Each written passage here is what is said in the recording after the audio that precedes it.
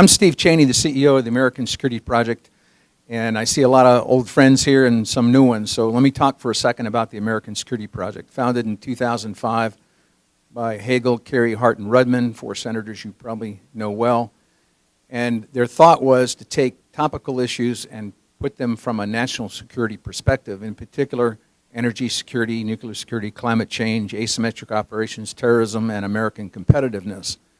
And today's topic fits squarely in our sweet spot here. When we talk about energy security in the Eastern Mediterranean, you can imagine it's energy security, certainly somewhat impacted by climate, no doubt about it. Terrorism and asymmetric operations are going on all over the Maghreb. So we've lined up 3 great panels this afternoon to talk about energy security in the Eastern Med. So I really appreciate everybody coming. Rules of the game here, it is on the record. We are going to tweet it. I think our hashtag's over there. We will record it, put it up on the website tomorrow, so if you have trouble making notes, we'll have them for you tomorrow. It is on the record. I'll introduce Andrew Holland, my energy fellow, here in just a second, and then he'll moderate the first panel. We'll do a little bit of a Q&A afterwards, and then we'll have a second and the third. I'll moderate the third panel. So with that, I'm going to turn it over to Andrew, who's my energy fellow, and let him introduce his panel. Thanks, Andrew. Great. Thanks, Steve. And thank you all for being here, and thanks to everybody for coming. This is kind of a new topic for us. We haven't delved too much into energy in the Eastern Med and everything yet, but we hope to continue to do this project and continue to delve into it deeper, and someday we'll have the depth of the publications of some of our speakers here today. We've got a great group of speakers, and you know, when I was first starting to work on putting these panels together, I went to, you know, okay, well, what has everybody else written around town? So I went to Tim's work from Brookings, and I went to Sir Michael's work from the German Marshall Fund, and a whole, there is a good and growing literature on what the implications of these finds are for energy security, for geopolitics, for security in the region, and you know, I'm quite pleased that we've got a number of the great the writers on that here today. So before I introduce the panel, I'm going to kind of set the scene for this, and then I'm going to let our panelists talk a little bit. Today's first panel is the geopolitical promise of energy in the Eastern Mediterranean. So basically, what's the potential here? We're not a market affairs think tank. We're not going to tell you what the price of natural gas is, or where, what's going up or down, or anything like that. This is about the geopolitics, about the national security of countries in the region. And so what are the implications of that? So, I think most of us have probably heard the story that some Israelis tell, that Moses took Israelis through the desert for 40 years and then ended up in the only place in the Middle East that doesn't have any oil. But of course, they didn't talk about what's offshore. And so now that's changing. So a couple of numbers. Right now, I added it up, and these are EIA numbers from about a year ago, so I'm sure they've changed. But they say about 34 trillion cubic feet of natural gas in estimated proven reserves in the waters of Cyprus, Israel, and the Palestinian Authority. In 2010, the USGS estimated total undiscovered reserves in the Levantine Basin at 122 trillion cubic feet of gas and 2.5 billion barrels of oil. So significantly more potentially to be found out there. We see in the news today, you'll hear names like the Tamar field, Leviathan, Aphrodite, and others. Tamar field in Israel is already producing. Leviathan and Aphrodite and Cyprus are nearing production. And what's so interesting about this for ASP, for those of us in Washington here, is that there really are few external events in geopolitics that really are kind of this deus ex machina sort of thing, this idea that comes out of nowhere, a god from nowhere. And this is kind of one of them. People a decade ago were not thinking about this, or at least I wasn't thinking about this, and a lot of the people I talked to weren't. So how does this affect the already existing tensions, relationships, geopolitics in the region? And the way when I look at it, there's kind of two ways that this could go in geopolitics. There's kind of the cooperative model or the competitive model. This kind of goes back to, do countries work together and move towards kind of a cooperative, sustainable status quo that's at a higher level and has win-win benefits? Or is this more of a competitive model where it becomes zero-sum and both sides try to exclude others from there? And we see examples for both already happening in the 5 years since these fines have been announced and started to be built up. We see a naval buildup. Turkey has ordered 16 new patrol vessels. Israel has spent $800 million on 4 new naval patrol vessels, specifically for protecting the offshore rigs. Greece and Cyprus have some more financial difficulties over this time period. But they've actually tried some kind of interesting financial moves. The Cypriots have leased a French frigate, all this sort of stuff. So there's examples for this competitive model. But the cooperative model, we've also seen announcements from Jordan and Egypt that they could be buying some of the gas from Israel. And for Egypt in particular, this would be quite interesting because the Egyptians selling gas to Israel was such an important part of the peace treaty of 1979. So it's a turnaround, but that sort of cooperation can continue, and that cooperation can build more cooperation. And pipelines kind of build this mutual dependence. You have a built infrastructure that both countries who share the border with the pipeline going across have a vested interest in protecting. But, of course, that built infrastructure is also a target, and that's what we've seen throughout the last 2 or 3 years with the gas pipeline from Egypt through Sinai into Israel has been over and over again a target of attacks from insurgents in the Sinai. So bottom line, though, this is kind of a story that's yet to be written. So that's why so many groups like us here in ASP and others around DC are studying it and talking about it. There's a lot of things that still could upset this apple cart, and there's a lot of potential out there as well. So, like I said, we've got a great group today. First, we'll have Tim Boersma. Tim is the fellow and acting director in the Energy and Security and Climate Initiative at Brookings. He was a Transatlantic Academy Fellow in Washington, D.C. He is published like crazy. He's got in a couple of books. He's got, I think the new book is out. Did I see that? It will. The gas book will be out. The gas book. Oh, in the fall. Okay. Well, keep an eye out for that. We are very happy to have him. He has a doctorate in international relations from the University of Groningen. And he's a Dutch national. We're happy to have him here. Second is Zack. Zack specializes in security in the Sinai Peninsula and relations among Egypt, Israel, Gaza, and the United States. From 2011 to 2014, he served as a researcher at the Brookings Institution's Saban Center for Middle East Policy. He's been a research associate for the Institute for Foreign Policy Analysis. He's traveled widely across the region. He currently lives in Tel Aviv, and we're lucky to have him here today. And he's also an adjunct fellow here at ASP.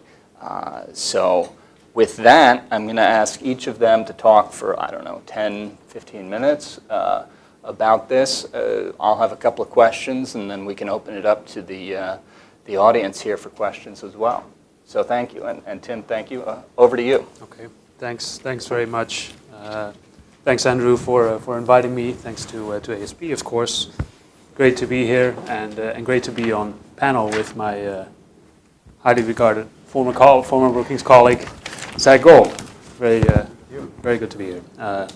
So thanks. The topic of Eastern Mediterranean energy has received very significant attention as compared to the, in all honesty, size of the fines on a global scale. Very significant attention, and I think that if all the signed memorandums of understanding would give you a reliable indication, one would think that this is a win for everybody. Now, the reality, as I'm sure all of you know, is often a lot more complex. And finding resources as such does not have to be a guarantee at all that a resource will, first of all, be developed, second of all, be marketed successfully. So there's a whole lot more to it. Many analysts have hinted, and Andrew hinted at this as well, at the complex political relation. The most significant one being the Tamar field, which Andrew alluded to, which was discovered in 2009, and the Leviathan field, which was discovered the year after and estimated to be about twice the size of Tamar. Third development, in the summer of 2011, there were mass demonstrations in Israel calling for social reforms. They were not just about energy, of course, but this sentiment, we believe, did greatly influence the debates about energy resources that followed in the years after. It was very logical, of course, that debates about taxation and regulation, potential exports, environmental concerns, and antitrust issues had never been seriously debated in Israel, given that it had always been an import-dependent country. So these were debates that were new to the country.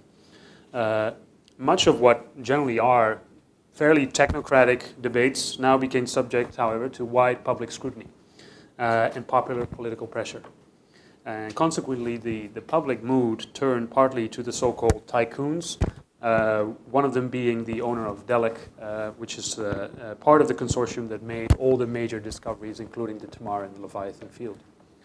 I'll now briefly discuss some major challenges that the authorities have been dealing with since, and how that played out, and some of these processes are ongoing. First is ownership and revenue. Under an existing law which dated from 1952, royalties for companies that were extracting a natural resource were set at 12.5%. But the debate following the discoveries suggested that some thought that this was too favorable for private sector actors. Companies argued, of course, that during the course of the game, it would be not wise to change the rules of the game, as companies tend to argue.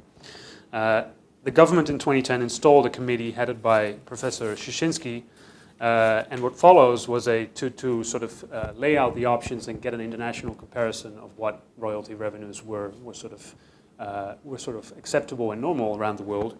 And what followed was a highly politicized debate, resulting in the committee's recommendation to leave the royalty regime in place, but to eliminate a 27% depletion allowance and introducing a progressive excess profit tax, essentially meaning that after 150% of the exploration and exploitation costs had been recovered, a progressive tax would be installed, which would grow from 20 to 50%. Second topic that then came on the agenda was exports of natural gas from Israel. With the discovery of major reserves, Israel had solved one fundamental national security issue, which is dependence on outside suppliers, which for me as a Dutch is always an issue, and in Europe more broadly is of course an issue that's being debated. In Israel, and I appreciate this very much, this is an even more contentious issue, obviously, given its position in the region and the relations that the country has with most of its neighbors. Companies involved were, however, in addition to selling the natural gas in the domestic market, given the modest size of that market, of course, also very interested to look at the opportunity to sell some of the product abroad. That debate too became contentious, with the public arguing that exports were not in the public interest. And so in 2011, the government appointed a committee headed by Shaul Tzemach, which was tasked to examine energy policy, including export licenses.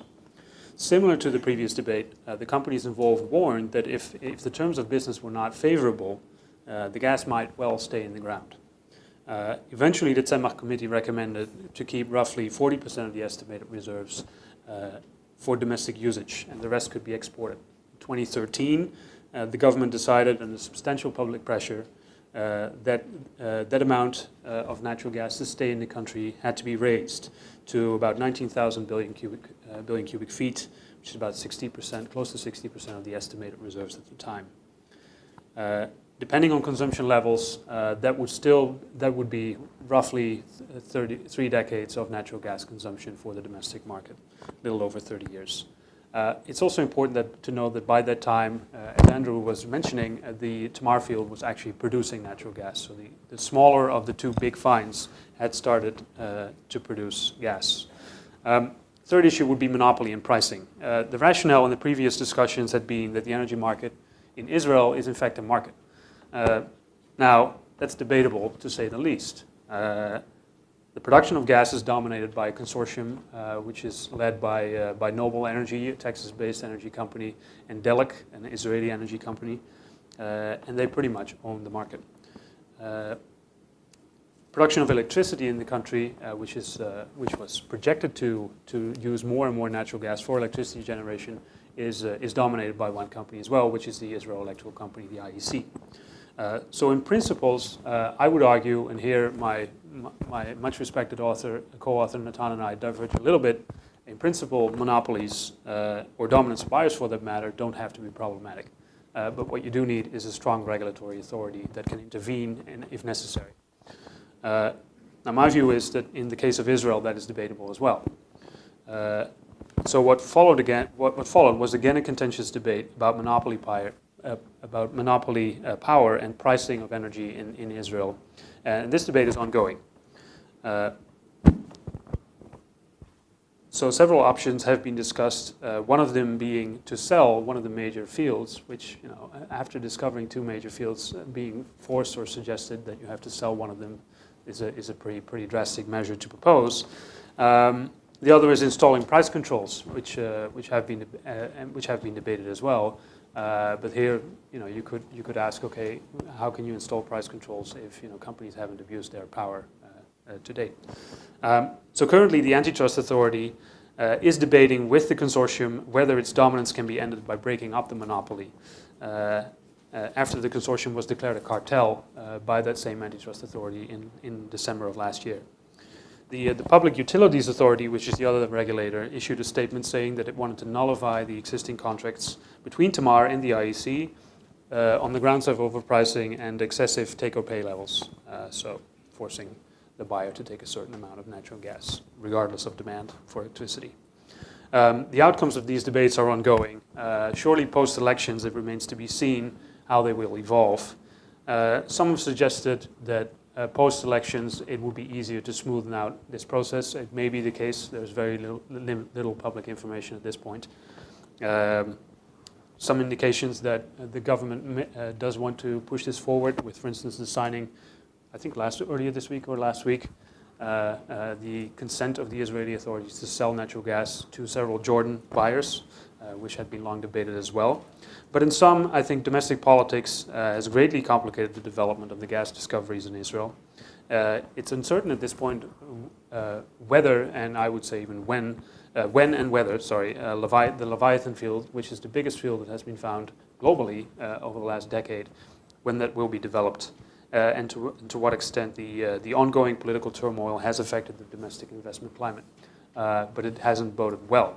Now, if all these barriers are overcome eventually, which may well happen, then a whole range of international challenges await, and I think that's where Zack can take over.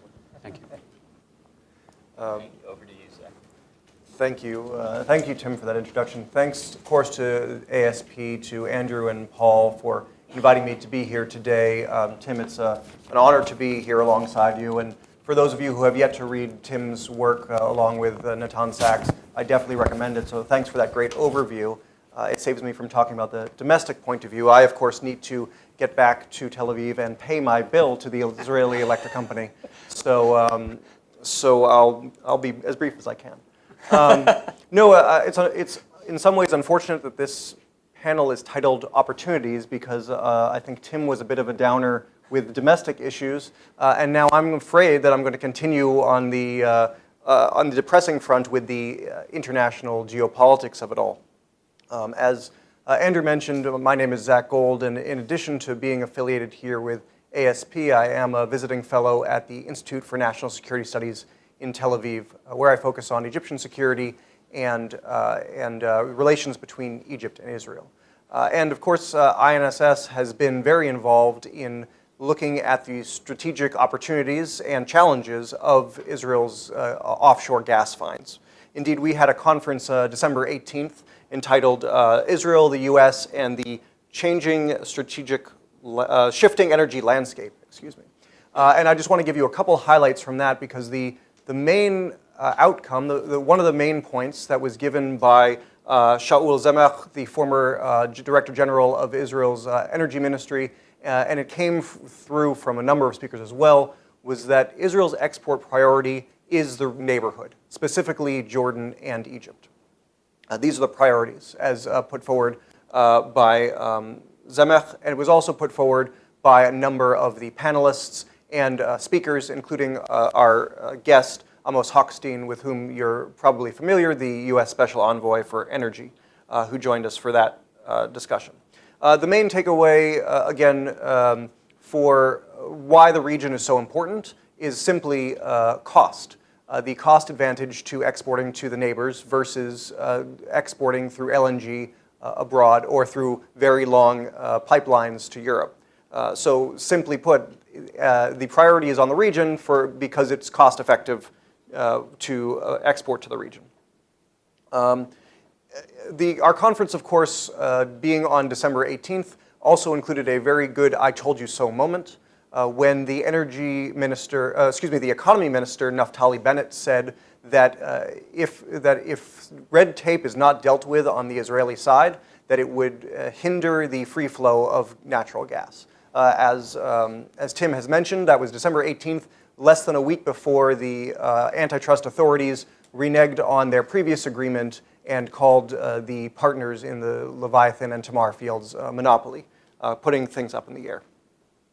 On the sidelines of the conference, Hochstein spoke with Bloomberg Business News and said that he was certain that self-interest in Egypt, in Jordan, and in Turkey would overcome these many political obstacles. And indeed, he was sure that gas would eventually flow from the Israeli fields to neighboring countries. This is, of course, the hope, one into which Hochstein and his team have put a great deal of effort from the U.S. side, brokering agreements and talks and sitting down with various parties to try to make these regional political obstacles less of obstacles in the business sense. Because, of course, from a pure economic sense, as Tim mentioned, as Andrew mentioned, it simply makes sense to export to your neighbors when you are in a gas-producing state and your neighbors are giant energy-consuming countries. This, from an economic standpoint, makes sense. However,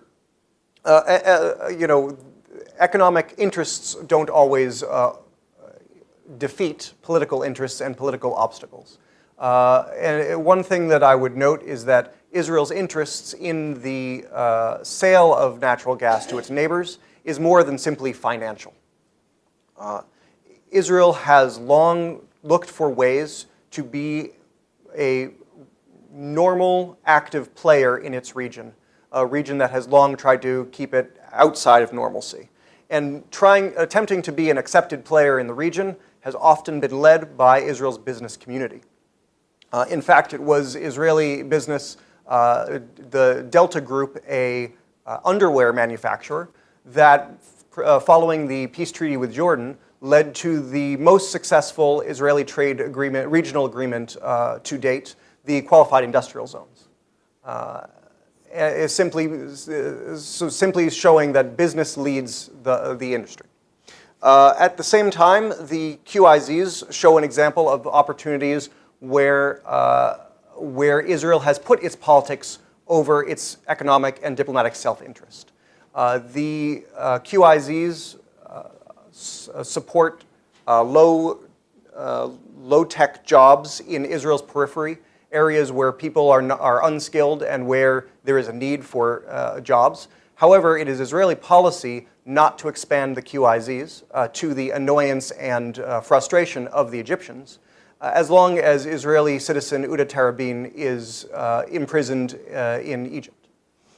So again, that's an example of politics trumping economic self-interest. And the Egyptians themselves don't always put economic self-interest before security interests or other interests. If we look to the recent and very successful economic conference in Sharm el-Sheikh, one of the key pillars of moving Egypt's economy forward was a return of tourism.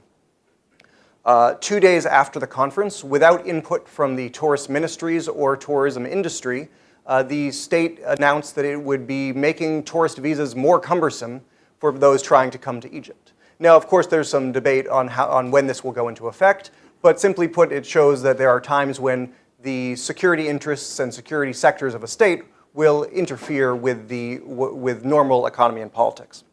While I'm on the topic of Egypt's intelligence and security bodies, I would note that if we look at the 2005 agreement to sell gas to Israel, one of the arguments for, or at least justifications of, a lower price of gas was reportedly that the intelligence agencies in Egypt thought it would be good to have leverage over Israel, making Israel dependent on Egyptian energy. Of course, with the pendulum now swinging in the other direction, it'll be very important to see how Egypt and how these bodies view that dependency on Israeli gas. So again, we see a lot of political obstacles. Of course, there are several openings, and we've talked about a couple of them on this podium, and especially this is the case now with Egypt more so than with Turkey. Turkey is still throwing up major political obstacles as part of its policy before importing Israeli gas. Egypt, at least, is open to the idea. And it is certainly easier to overcome these hurdles on the Egyptian political front as long as there is not a parliament to publicly debate whether or not they'll give permission for a deal.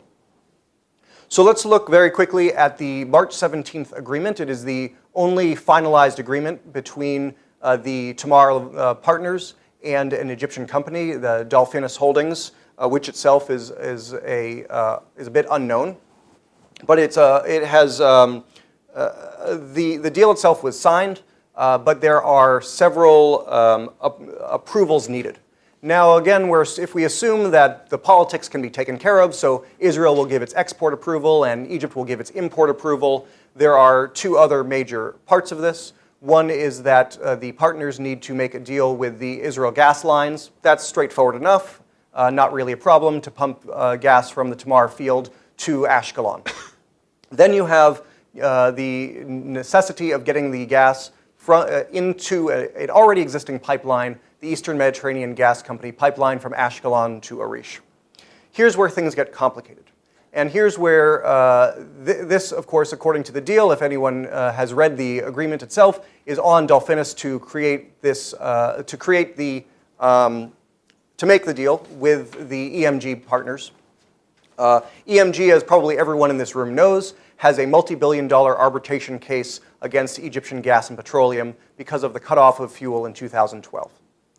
And as business reporters Farah Halim and Rachel Williamson have noted, it's very unlikely that EMG will give up this opportunity for billions of dollars for the maybe up to $10 million they could make from pumping this gas through.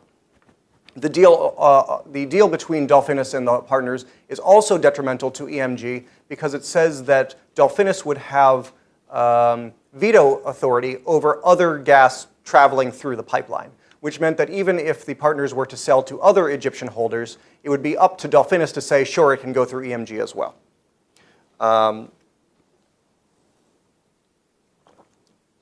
So, again, all of these complications without even looking at the geopolitical security issues, which I'm glad that both Andrew and Tim mentioned, because security threats to the infrastructure are the other main problem, and this is the real where geopolitics really come into it.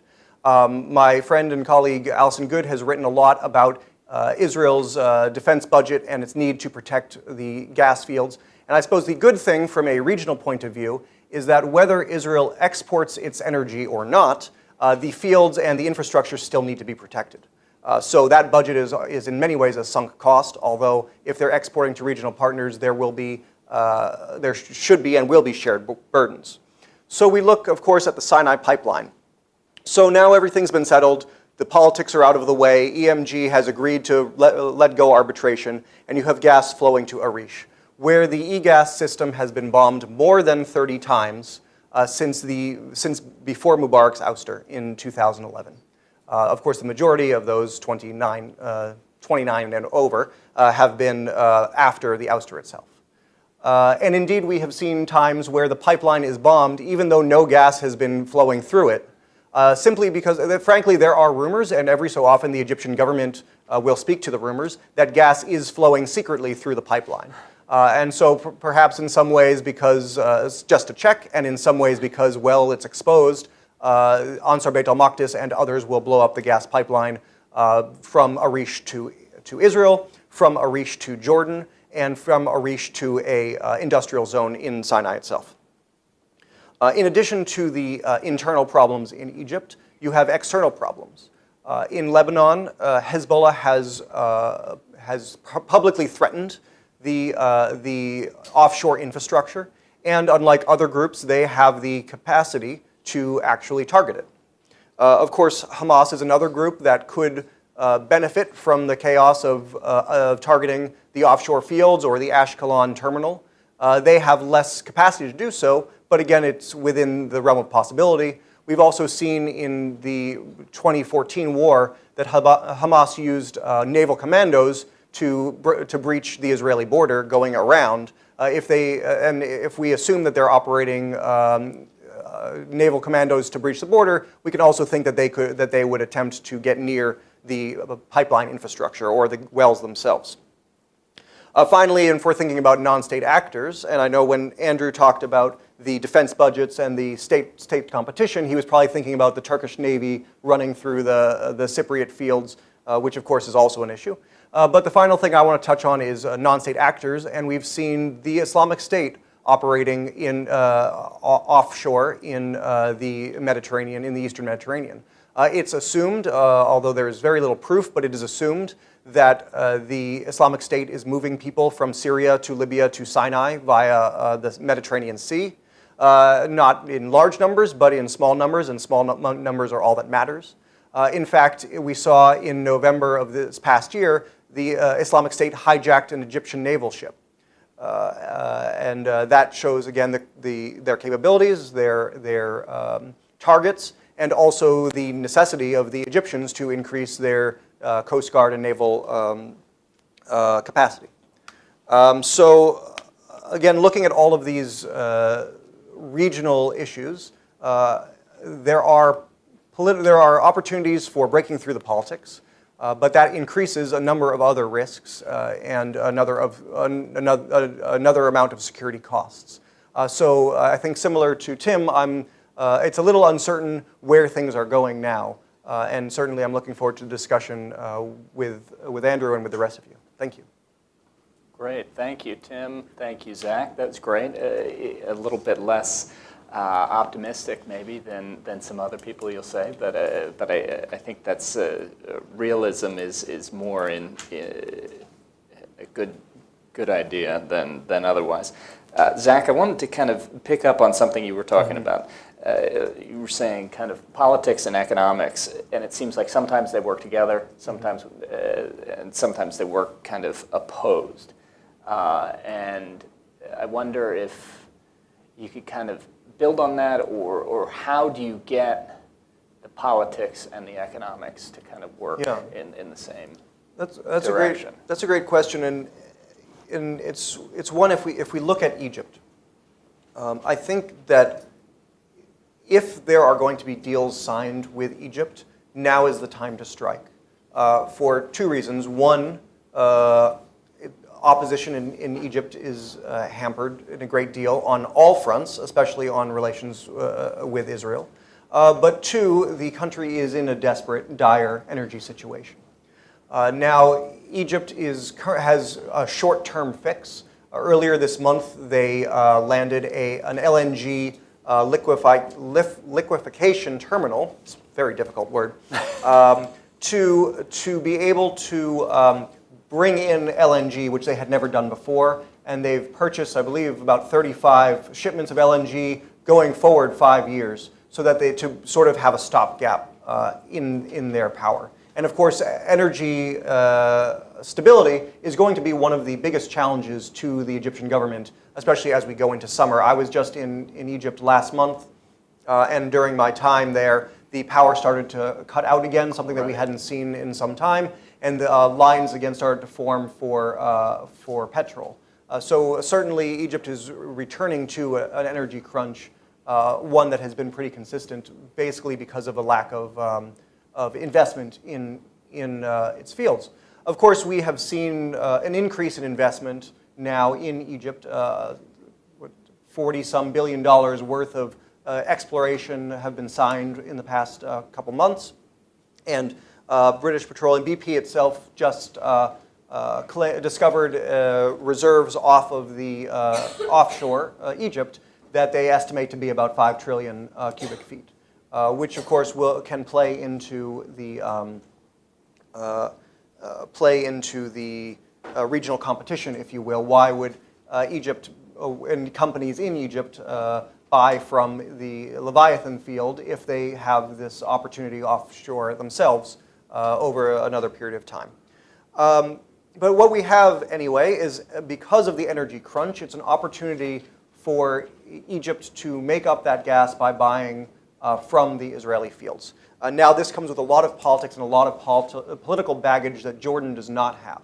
Again, going back to the 2005 deal that many Egyptians saw as corrupt, as a boon for the friends of Mubarak, as losing millions of dollars, if not more, for the Egyptian economy because of the price. So there's a lot of baggage with buying Israeli gas and with buying with being dependent on Israeli gas. We saw a very popular Egyptian TV host recently called the Red Dead deal, which is simply a water supply deal to Jordan. He called it a bomb on the Arab region. Simply that again there is, despite 34 or 5 years of peace, there is still a culture of anti-normalization and a culture of seeing Israel as the enemy and as a threat. And so you don't want to be dependent on that. So that said, there are opportunities for the Tamar partners and the Leviathan partners, for as long as they remain the Tamar and Leviathan partners, to sell to, again, the LNG plants in Egypt are not Egyptian companies. They are European companies. BG and UFG are to export LNG back to Europe. And so there are opportunities in that. And again, this is another economic interest thing, because these companies, UFG has arbitration with Egypt because of the cutoff, and they're companies that are owned billions of dollars by Egypt. So if Egypt accepts the deals with to buy from Leviathan or from Tamar, it's been pretty much bluntly stated by the Minister of Petroleum. Not pretty much. It has been bluntly stated by the Minister of Petroleum in Egypt that Egypt will only give approval to these purchases, and again, because it's on Egyptian territory, that approval is necessary. Egypt will only give approval if the arbitration is dropped and other favorable deals. So it is an opportunity where the economics and the politics meet. Because Egypt already owns these international companies so much money, it is able to, in many ways, frankly, blackmail them out of that money and out of these arbitrations, so that the LNG plants can be processing again. Interesting. Thank you. Tim, question for you. You had talked about throughout the process that there was some international comparison to other new energy producers and everything like that. I wonder if you could expand a little bit more. What are the kind of historical or cross-country analogies for, what happens when a small country suddenly finds, like you say, it's not a huge field, but it's a significant field, especially in a relatively small economy. What is are there lessons for how to set up that industry, and are there lessons for what's worked, what hasn't worked? We're seeing, for example, Brazil right now having lots of problems getting their offshore oil system up and running. I know Netherlands back in the 70s with the gas finds. Anything else? I think it's extremely difficult to make those comparisons because all these cases are different, because local conditions are different, local politics are. As much as I appreciated the effort of the Israeli authorities in the installation of the Szyszynski committee, you should not, in my view, add too much value to it, in the sense that what decisions made in either the Netherlands or in Brazil or other places do not necessarily work well for Israel. And so I think that's I think the most important thing, and I think this is where my concern in terms of this particular case comes from, is that what does not work is during a process changing rules over and over again. What works is having rules in place and leaving them there. Now, obviously, if in that process you turn from a importer of energy to a potential exporter, that changes the equation. And it's understandable that the authorities said, well, wait a minute, we need to reconsider existing legislation, which was clearly not geared for this new situation. But it's wise to sit down with those that you actually need to get the gas out of the ground and come to a sort of mutual understanding, which in which all actors need to be satisfied, if you will. To if I may briefly get back to your earlier point, I hate to be the guy that rains on the parade, and I think it's important, and I didn't want to come across as being extremely negative about this case. I think it's important. So there's two things that are important. One, first and foremost, the Tamar field is producing, of course, and Israel has a number of decades of natural gas which it can look forward to, right? And that production from that field stops is not very likely. So that's a very significant change for Israel and a very significant change for the region as well, I would guess. The next question is whether maybe some of Israel's neighbors, particularly the ones, well, all of them are in dire need of energy, but particularly large demand growth in Turkey and in Egypt, as Zack described. The big question is whether some of these resources can be used for those purposes as well and to satisfy some of those needs. I don't think that's a given.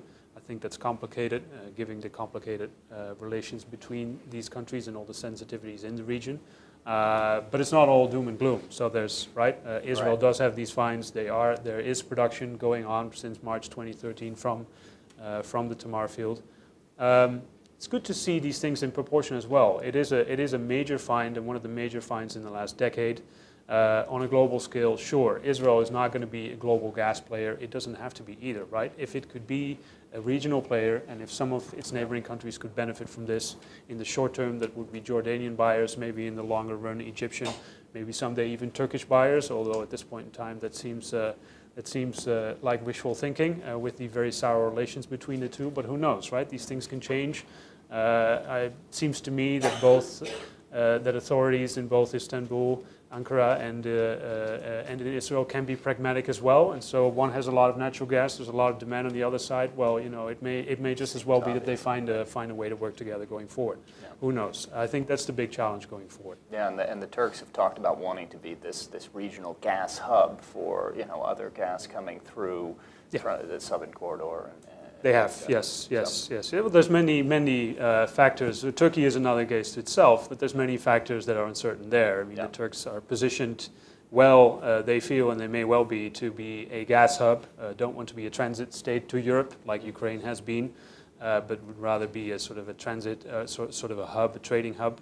But many potential sources of supply for Turkey, a lot of question marks linked to all of them, right? Yeah. So I don't think this will be something that will be ironed out very easily, quickly. I think, sorry if I can just jump in very quickly.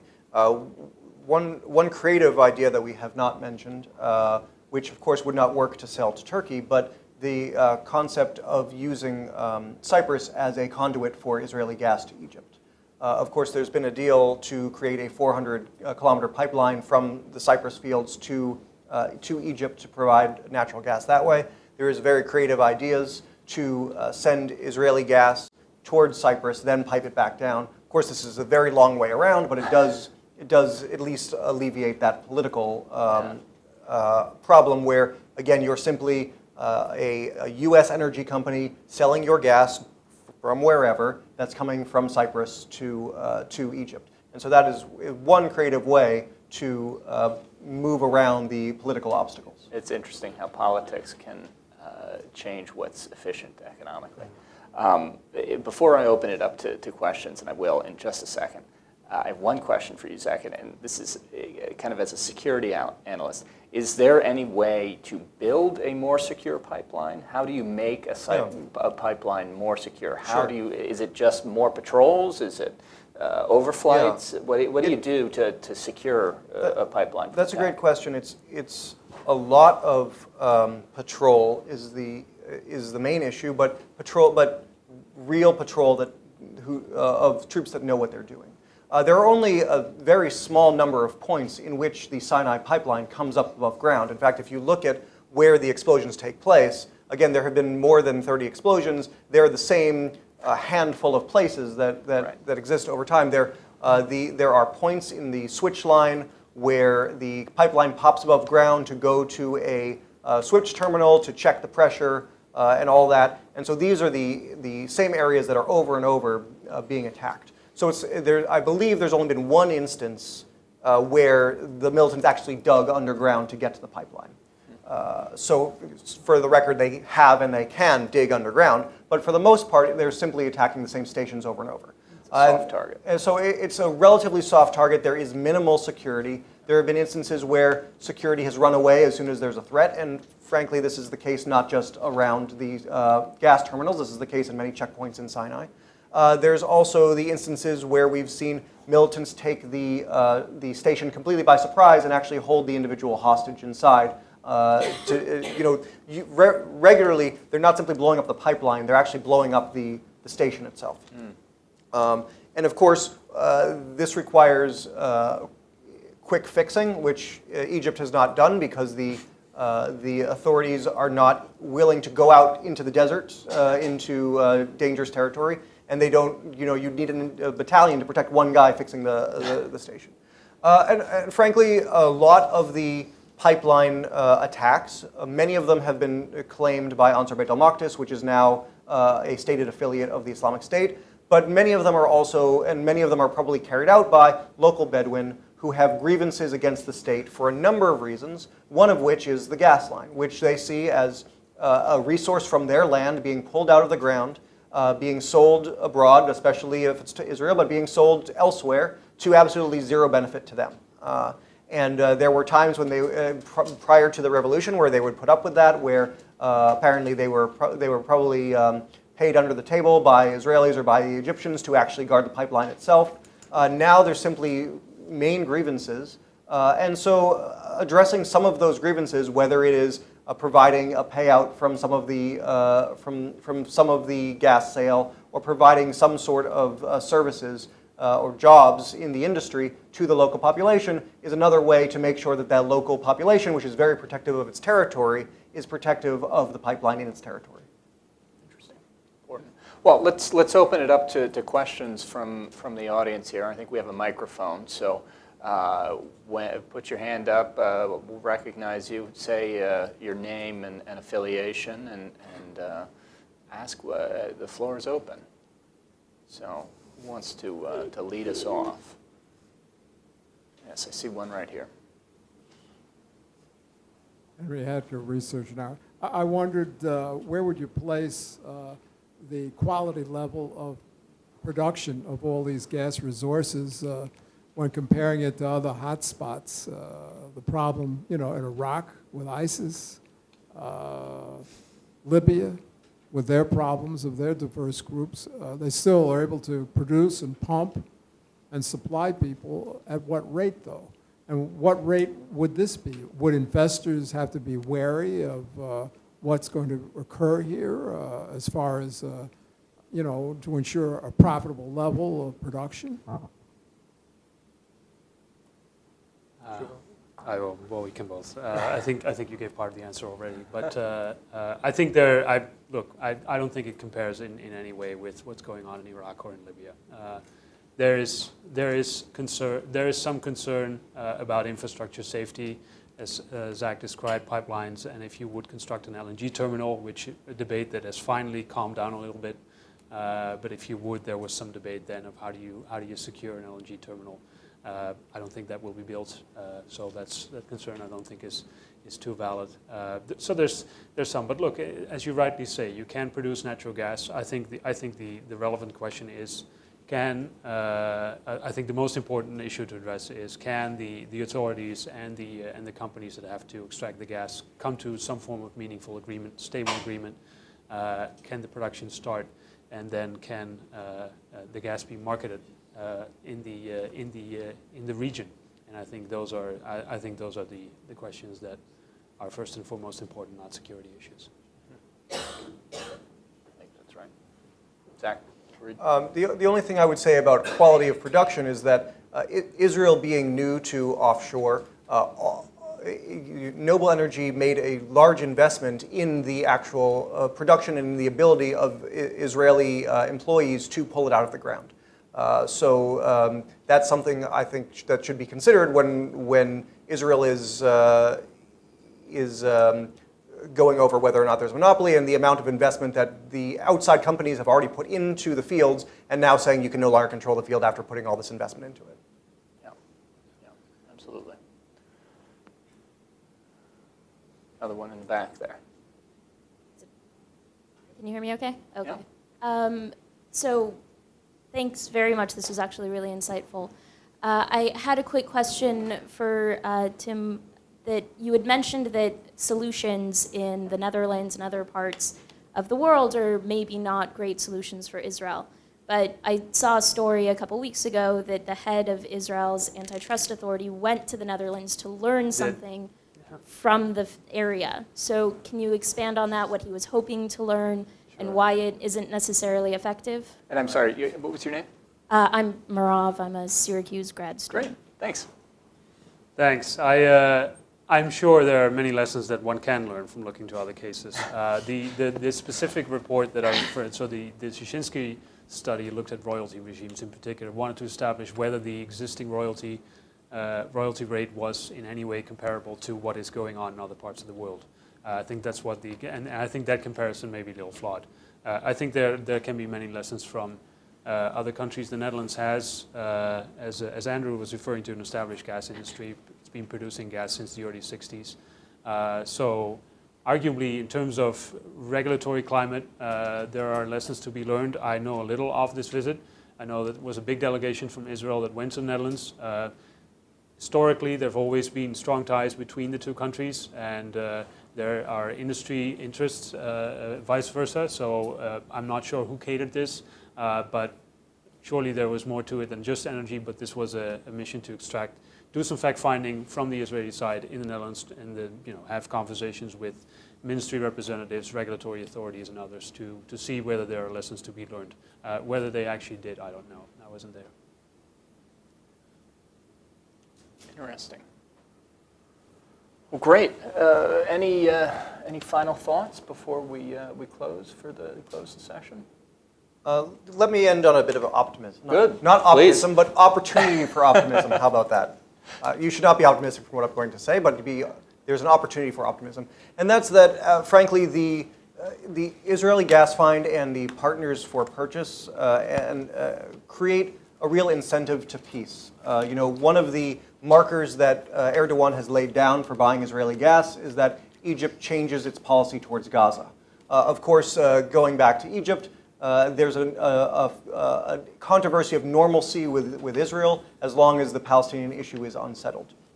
And even if we look at Jordan, of course, Jordan's a much smaller market, and but it also has a very close ties, for many reasons, to Jerusalem, to the Palestinian cause. So there are opportunities for showing that this is one place in which regional peace can create economic incentives and opportunities for Israel. Again, I wouldn't be optimistic that that's going to convince the government to move forward tomorrow, but it is at least an incentive to think about. Yeah, so my background's as an economist, it kind of seems like eventually supply and demand, where there's a supply and where there's demand, we'll figure out a way to get that there. The politics gets in the way, and there are some serious political differences in this area, and have been for many years. But ultimately, not every time, but if you look back through history, ultimately, where there's a supply and where there's a demand, if you can figure out the price, that's going to be, the lines will cross eventually. May I Yeah, sure. Very briefly, I think you need peace before development takes place. And so the Gaza Marine field that we looked at is a relatively small field. Here you have a lot of demand offshore, in the Gaza Strip, shortages of electricity, shortages of water, which you could desalinate, you would need more electricity for. The BG Group has been working to get that field with the Israeli authorities to see whether they can get that field into production for roughly 15 years now, and it has not come to fruition, and quite frankly, I'm not sure it will. We'll also have to wait and see what happens to BG to start with. Now it's been taken over, but that's another issue. But so this is, without stable conditions and peace, it is very difficult to get that investment off the ground. Yeah. Couldn't agree more.